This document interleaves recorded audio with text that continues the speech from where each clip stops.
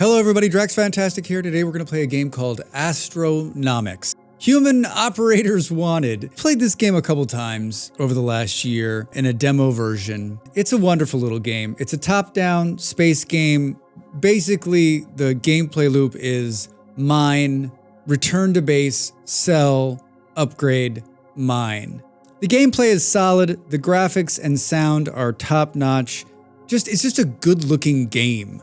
So today we're going to jump in. I'm going to show you the start of the game, let you see it and hear it and get a sense of it, and then you can decide whether it's something for you. All right, let's jump in. Hi, it's Drax. This is the part at the beginning of the video that everyone skips. For those of you that didn't jump forward, enjoy watching and listening. Might you consider supporting me further by visiting my Ko-fi or clicking on the join button on this video? All right, that's it. Back to the video. Start game. We have an empty slot here. New game.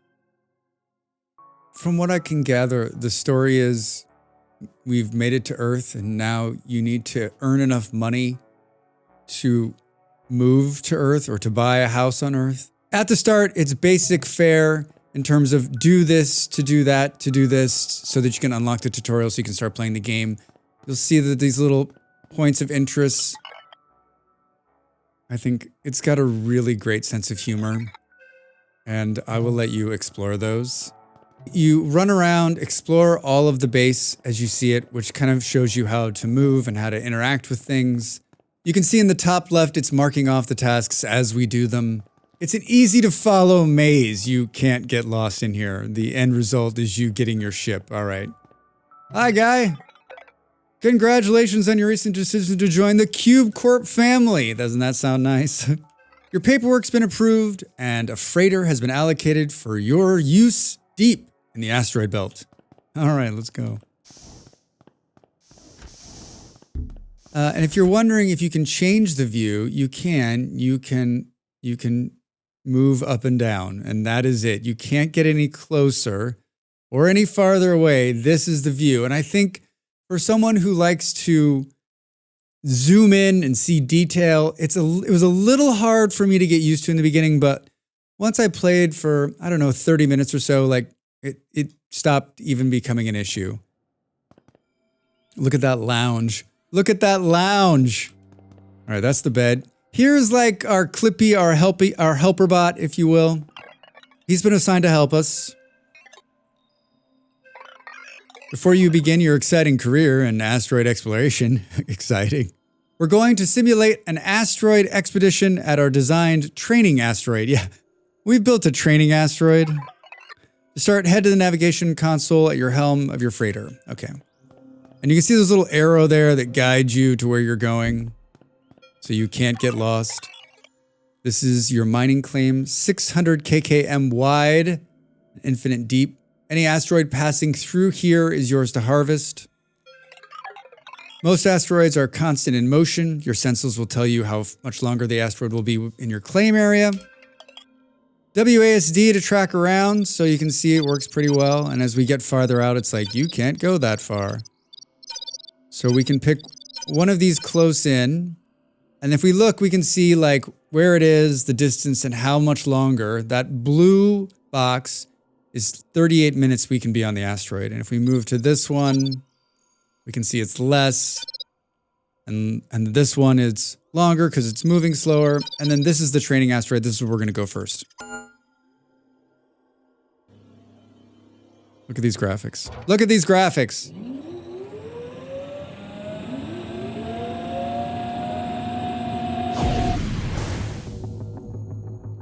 So while we're in hyperspace, we can actually move around inside the ship. And there's not a whole lot of areas to go into right now. We've arrived at the destination. Next, we'll need to launch the expedition to the nearby asteroid.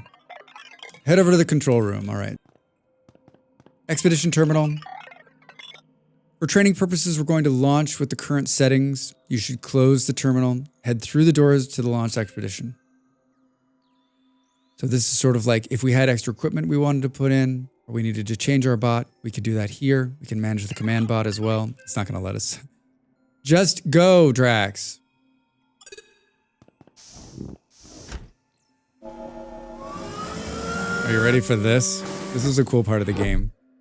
So you can fly the little miner. Listen to that One of my favorite sounds of the game is the engine powering up. Oh my god, it's so good. And now you just follow the arrow, and then you can't hit an asteroid. You do not want to hit an asteroid. If you hit an asteroid, you get negative dollars. So it doesn't damage the ship, it just takes money out of your pocket. So be careful. It's not hard to get around them. All right, here's the first asteroid. We're gonna land.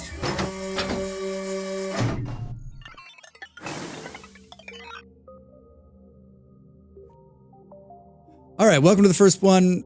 Workplace safety regulations require you stay in the shuttle, so we're gonna use this bot here. And to use the bot, we just hit E. And now we'll be able to move. See, we're still inside, and now the bot's out here. He can jump. Oh, we'll talk to... Hi, Clippy. This is a resource cluster. You'll need to dislodge it and transport the chunks back to the shuttle. Equip the gravity tether. This gravity tether is actually quite cool. So you click... Okay, Clippy. You click and you pull, and it breaks them apart. Isn't that cool? All right, so now we're just gonna drag these back, and then they'll get pulled into the ship. Delivery complete. The chunk has been secured for the transport back to the freighter.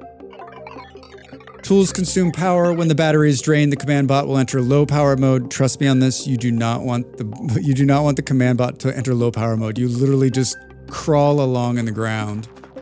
You can see at the bottom of the screen here, we have the battery, the frame. We don't want to take too much damage. Space to jump and jet boost. The gravity tether, which is what we have installed. On the far left, we have equipment and molten iron. That's going to come in a little bit later. Our internal inventory at the bottom there has 20. And if we hit tab, we can go back to the shuttle to our guy if we needed to for some reason.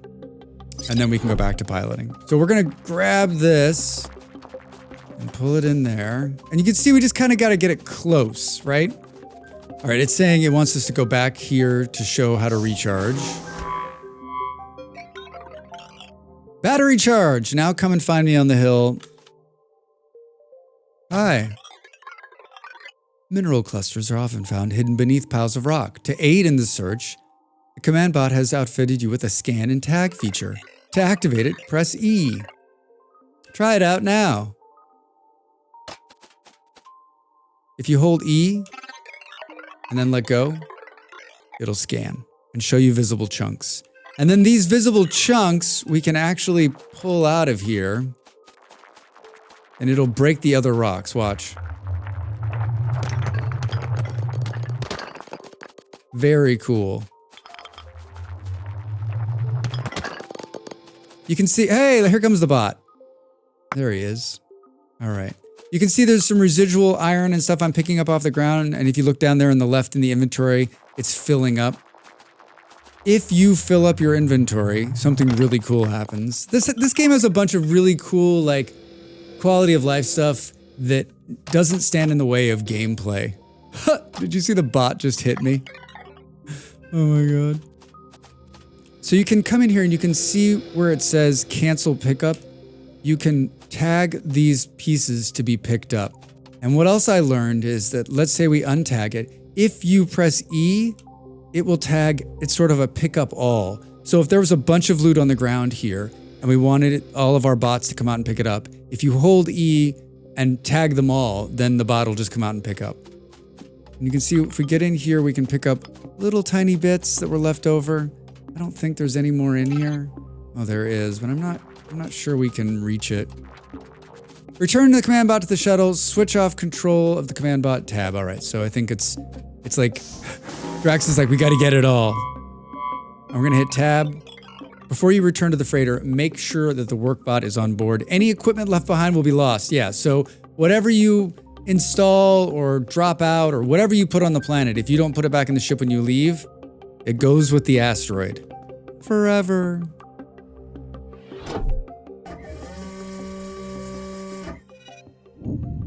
Ooh, listen to that. Listen to those engines roar. All right, and then it's basically just back to the freighter without hitting any of these asteroids. Every time you come back, it'll give you this report letting you know what you collected from the asteroid. When docking with the freighter, all resources are automatically offloaded from the shuttle. In order to sell them, we'll need to return to the station. And you can see this little arrow showing me where it is that I'm going. And then we'll just hit here and hyperspace back.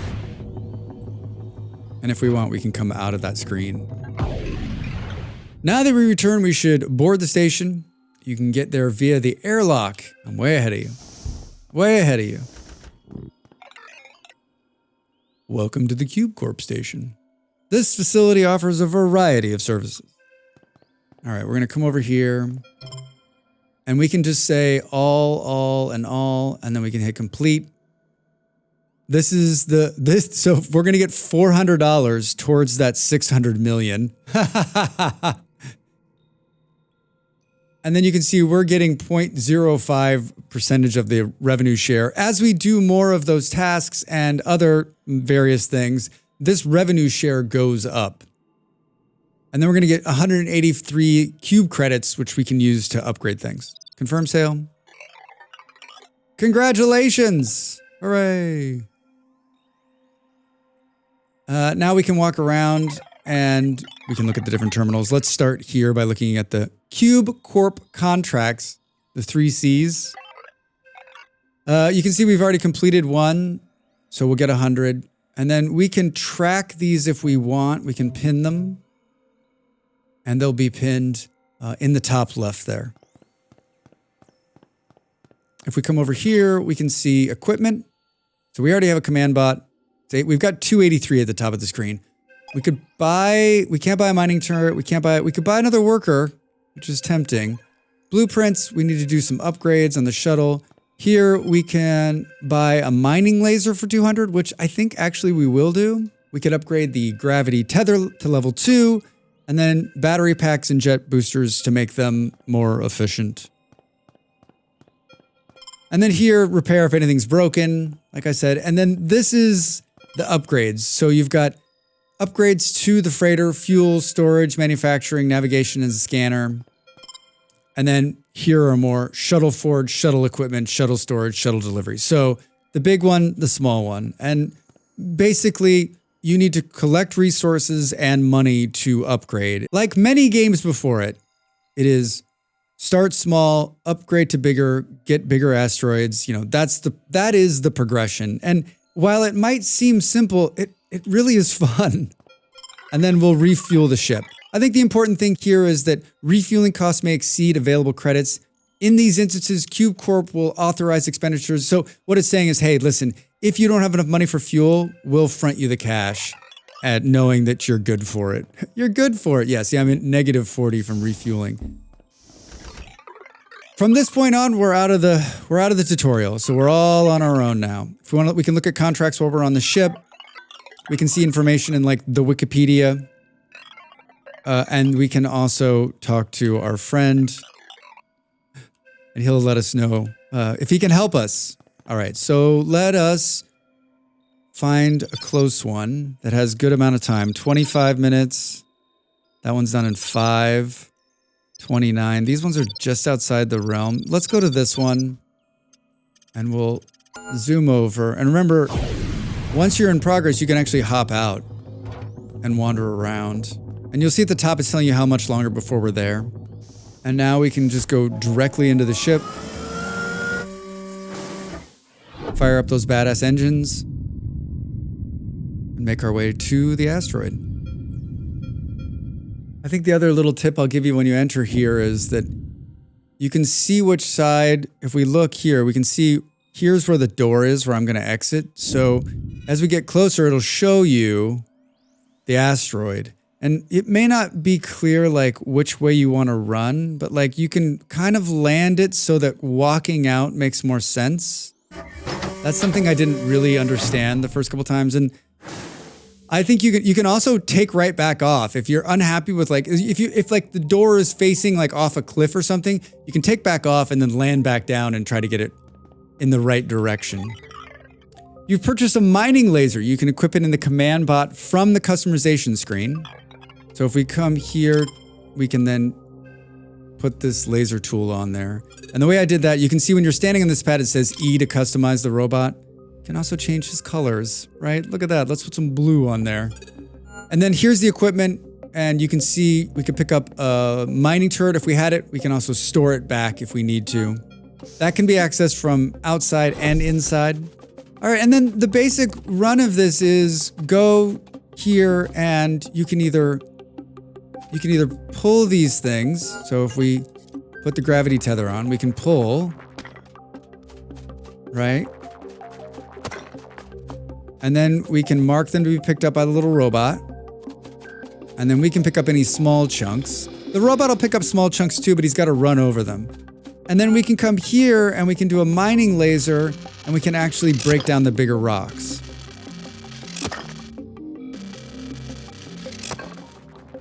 Yeah, you want to have the little robots pick up as much stuff as possible and just have you out doing the heavy lifting, which is scanning for more rocks, using your laser, and when we get the mining laser, it will then be mining out as well, and we'll take a look at that in a minute.